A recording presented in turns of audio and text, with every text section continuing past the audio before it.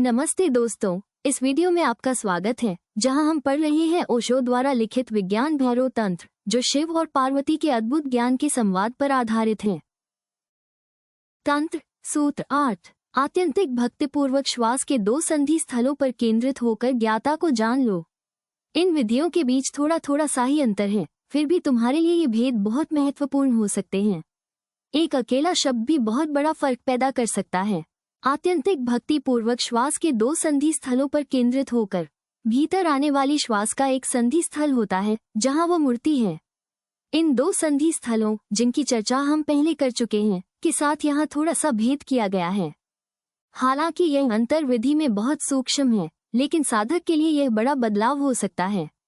केवल एक शर्त जोड़ दी गई है, आत्यंतिक भक्ति पूर्वक, और पूरी विधि का स्वरूप ही बदल गया। इसके पहले रूप में भक्ति का कोई प्रश्न नहीं था, वो मात्र एक वैज्ञानिक विधि थी। तुम प्रयोग करो और वो काम करेगी।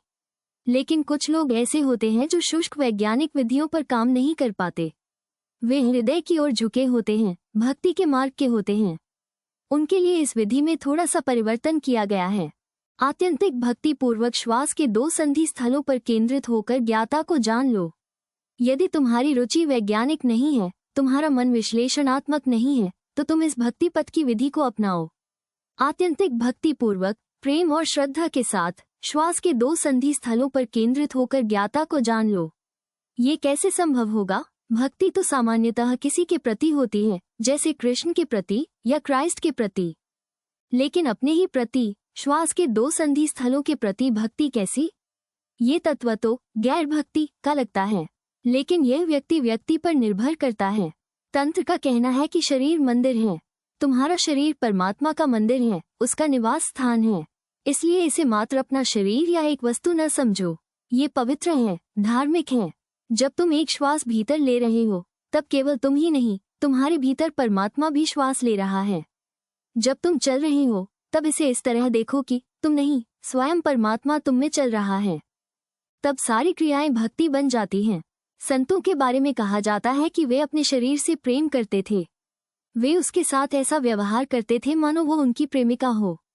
तुम भी अपने शरीर के साथ वैसा ही व्यवहार कर सकते हो।